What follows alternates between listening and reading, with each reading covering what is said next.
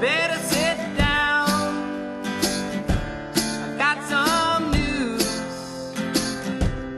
I'm getting out.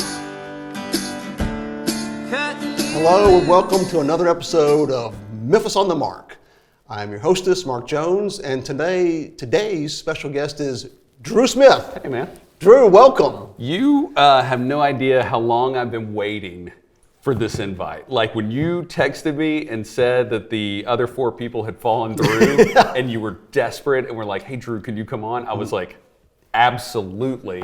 I brought my tapes. I've got posters. All right. Well, I know. Lots of props. Well, we'll get to those. Okay, cool. But cool, I appreciate you being my sort of Regis Philbin.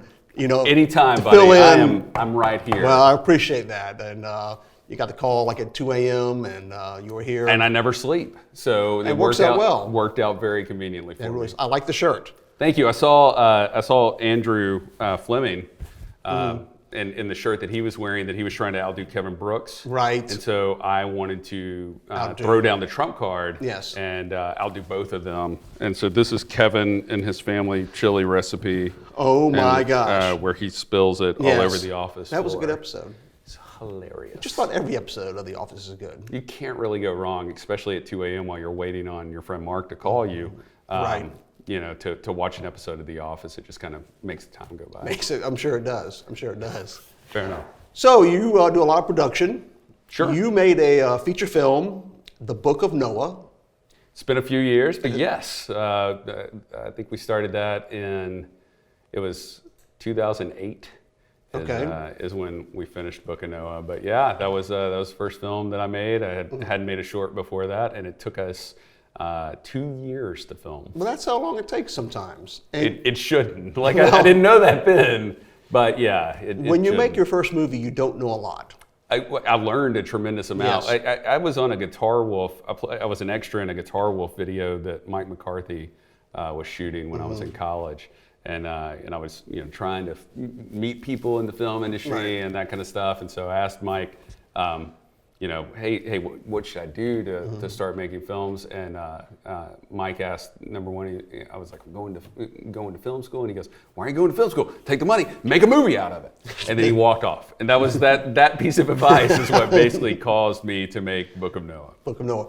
But you have someone in that movie, the star, one of the stars, your co-star, is now in Hollywood in all sorts of things. Yeah, Patrick Cox. He's doing awesome. He had acted just a little bit before then. Right. He'd done a lot of wrestling. Yes. And so once he he's used to performing. He was used to performing to big spaces, and once he brought that down and saw how intimate it could be, he was fantastic, and it was awesome working with him. And I still think it's some of his best work that he's done. Yeah. And it was all him. So it's good. In fact, I played opposite him. I just remembered. At one of the final scenes, he's applying for a job, and I'm the interviewer. Absolutely. You did have a bit part. I had a bit part. That. And so now I have acted with a guy who has been on General Hospital. He was in Aquaman. He was in a Super Bowl commercial. Yep. And he's been in a Two Broke Girls. He was on a lot of Two Broke Girls episodes. Tons of commercials. Batman, the last Christian Bale Batman movie. Yeah, Catwoman breaks his wrist or something like that. Yes. The Aquaman scene, he's got a lot of. Yeah, it's like 2 or 3 minutes in that. Yeah, like speaking role with Jason Momoa. Right, so I'm 1 degree separation from. It's like you know him. It is. We're practically soulmates. I mean, it's the poster that you have on your wall that we're all concerned about. Well, it's a little risque. It's okay. Fair enough. So you did a commercial for the University of Memphis a few years ago. Right. And I don't know, was it an ad-lib line, but it became a sensation, the catchphrase. Yeah, the Mind Your Business dentist. Right. Yeah, so we shot those commercials, and I had Jamie and Jared. Were my co-stars in that, but we've been doing the scene, and then it's supposed to have this big punchline on the end. And you're trying to promote people buying season tickets for the absolutely. Tigers. Well, this is back when the Tigers football team was terrible, and no one Right. would go see them, and so they they did this fun ad campaign where it was office guys talking about going to the Tigers games, and I threw the line out during the course of taping, and I asked first off if I could ad lib a line, Sure. and they said yeah, and so I didn't tell them what I was going to do, and then I just did it. Right. And the crew and the creatives and the University of Memphis people burst into laughter, and they Right. were like, yes, let's do that. And it caught on, and it went over very well. It did. I bought a T-shirt that said "Mind Your Business Did Us." I have a closet full of those. Like, Sure you do. they were like, "Here's more T-shirts." Yes. It's great. I haven't had to buy clothes for my children in like 12 years. That works out well. Fantastic. But they put it on a billboard. I mean, it was a little catchphrase. Of course, Yeah. did you see any money from that? Not extra. I got the original money, and then they did do the campaign for 2 more years after that. Okay. So I think because of the success of the initial campaign, Right. And then honestly, that led to me getting a job with the production company. Okay. So good things happened out of that. Sure. And you got the free T-shirts. Well, yeah. Sometimes I like to I've got a room that's full of them. Okay. And sometimes I go in there and I make like a T-shirt angel. Yeah. And just like I got a projector that puts it on the actual commercial, not the whole commercial, but just my parts. Right. And then it's on a loop, and I just lay there and I make my angels and wrap myself in those shirts and listen to me say "Mind Your Business, Dennis" like over and over again. That is so frightening. It's a good Saturday. Yeah, it's it is a a good good Saturday. Saturday. That's right. So. Well, let's see. You've done a lot. You were in local. You were in local news for a while. Yeah, so... You got any fun stories from production? You weren't on the set, I don't think. No. I worked as an assignment editor. That's actually where I met Ryan Parker, because he was also working at the news station, and I'd written the script for Book of Noah. Okay, so you were at Channel 5. Well, I was at that point I was at Channel 3. So Okay, he was at Channel 3 too, you're right. So at Channel 3, he'd just gotten a Canon XL2. Does that sound correct? Yeah, sure. He just got that after he did your movie, Eli Parker, is getting married. Yes. I wouldn't say the whole title. Please. Eli Parker is getting married. Yeah, because question mark. Question mark? Yes. All right, hang on. Let me take 3. Eli Parker's getting married? Question mark? Or should I say it more? How's my delivery on that? I think I'm getting sidetracked. It's good. It's perfect. But I met Ryan there. Right. He had the XL2. I had a script that was finished, and I was like, I don't know what to do with it now. And he was like, why don't we shoot it? And it was terrifying. And but yeah, we cast Pat and Corey Ventura and Andy Mathis, Right. who later went on. Both of them went on to be in your. They were in my soap opera. Absolutely. And you were too. Was I? You played the homophobic brother. Oh, right. You and Gary. I'm kind of typecast as like the homophobe in a lot of your stuff, Mark. Glad we had this moment on camera to talk about this. Please quit casting me as the homophobe. You weren't. Like, I You were. feel like I'm understanding. But you were such a good actor.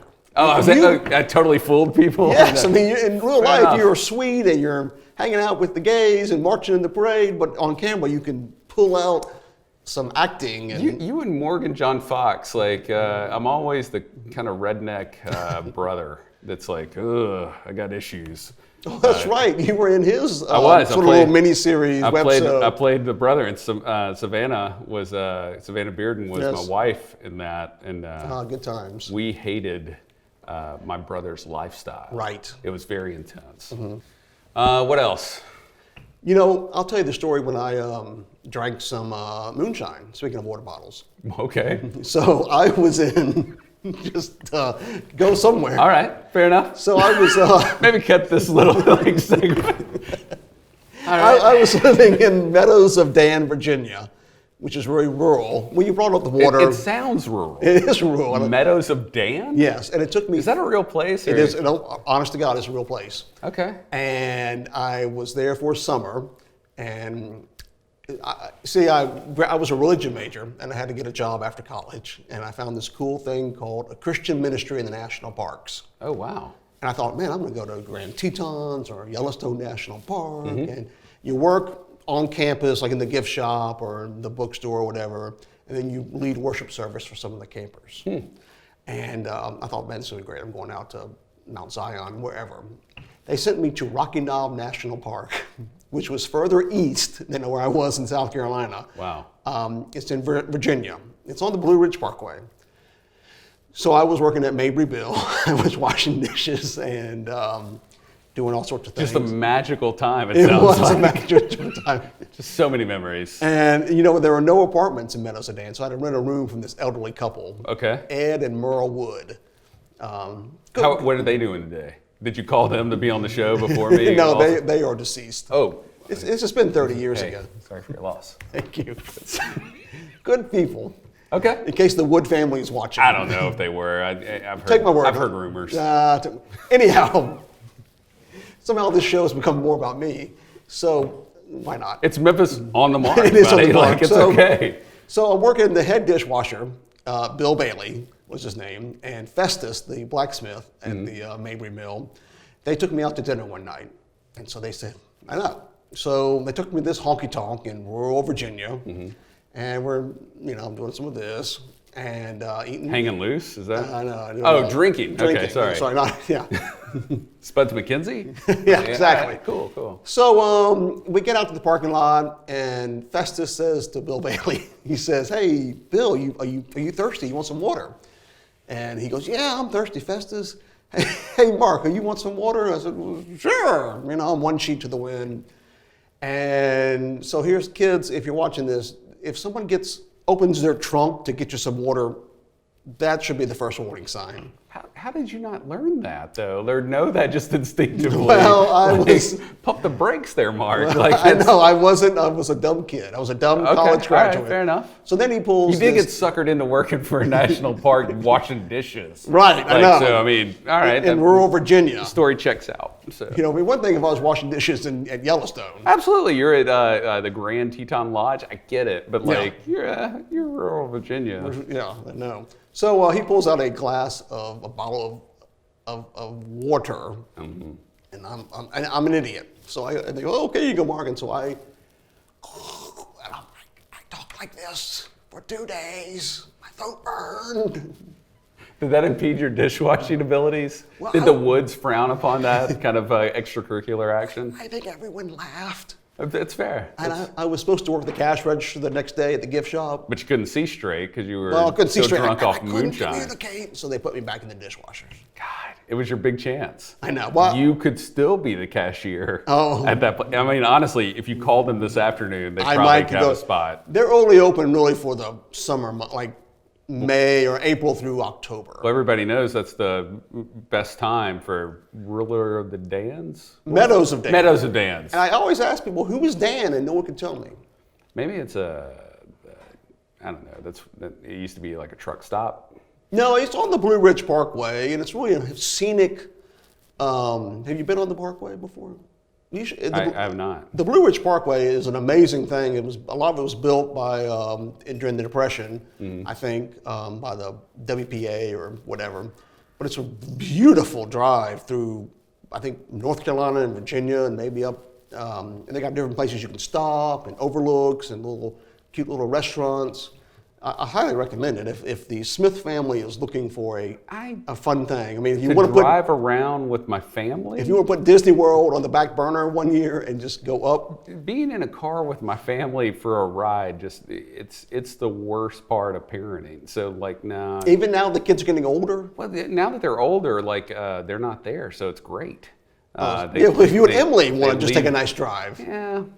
Yeah, she falls asleep in the car. It's I'm sure it's beautiful, but Well, I'll look at pictures. It's perhaps fine. one day. I mean, a lot of these people were older retirees in their Winnebagos. Really? You're telling me that the rural drive through the middle of nowhere, Virginia, is popular with an older crowd? It is an older crowd. Story checks out again. Yes, and I led worship for them at the Rocky Knob National Park. What kind of was it? A Presbyterian worship? It was sort of, they wanted us to be sort of open to all. I mean, we were just sort of a general sermon. And, How many snake handlers did you disappoint? Oh, I'm sure several. They show up, they're like, great, it's gonna be fantastic. Oh, no rattlesnakes. No snakes? What? In the middle of Virginia, buddy, bring the rattlesnakes. I know, I should have done that. I might still have a job. They'd be like, this guy knows what he's doing. It's just, we're finally found Some someone. bandages all up and down your arms from all the snake bites you've Right. gotten. They're like, wait, that's just a corn snake. And you're like, shut up. Oh, shut up. Yeah, I got nowhere to go from that. So anywhere you want to, as we're about to close up, anything Yeah. you want to share with us? Or Yeah, if anybody has any roles out there for a middle-aged white guy, I am available. Yes. And you're a great actor. You were in one of my short films, Henry, which is on YouTube. Yeah. Henry. And you were in Tennessee Queer. Yep. And we're Brothers, which was done by Kyle Tabayung. Yes, and that's what's premiering or showing in Oxford in about a month. Showing in Oxford in a month. It was at Indie Memphis. How was it received at Indie Memphis? Very well, I felt like. Good. Yeah, very well. It was a fun movie to do. Working with Kyle and Patrick Prentice, they were both really open to, just exploring the characters and having fun with them. So, and then I got to drive Kyle's dad's car around. I think he's got like a 1970 Nova. Wow, that right there is worth the price of admission. I got to peel out backwards in his driveway, like all the way, probably 50 yards down his driveway, and then Nice. do like a whip turn like out of it. It was scary and frightening, and I had to act. That was the hardest thing, is acting Really? like I was confident about that. Oh, no. Because his dad's there, and I'm like, oh yeah, I'll just drive it back. Yeah. I'll be great with it. It's like, oh my God, the whole time. So that was a lot of fun. But that'll be at Oxford here in a couple of weeks. It's on a Saturday. I don't know. People look up the Oxford Film Festival. And I'll be there. You'll be signing autographs? Yeah, but I think only my mom is probably going to be the one that asks for one. I don't know if she'll be there. Well, I'll ask you for an autograph. Hey, thanks, man. Appreciate Yeah. that. All right, whoops, we just hit a mic. So on that note, I'm going to do a thing I like to call Moments with Mark. Sure. On today's episode of Moments with Mark, we are a wrestling city. That's just what's in our DNA, even though some of the hoity-toity folks who look down on us look down on that, but we are we are a wrestling city. So we need to have what could become our like Tournament of Roses parade, be a huge parade. Let's have a wrestling parade down Beale Street. And we could we have Jerry Lawler and of course Bill Dundee and Dave Brown. We could get a ton of wrestlers, both current and past, to get on floats, get on back of convertibles, and it would be a huge, we're talking 100,000 people coming downtown Memphis, Beale Street, 2nd Street. It would be a huge event. We could do it every year, and then perhaps do a parade at 1 o'clock in the afternoon on a Saturday, and then there'd be a big wrestling event at the FedEx Forum that night.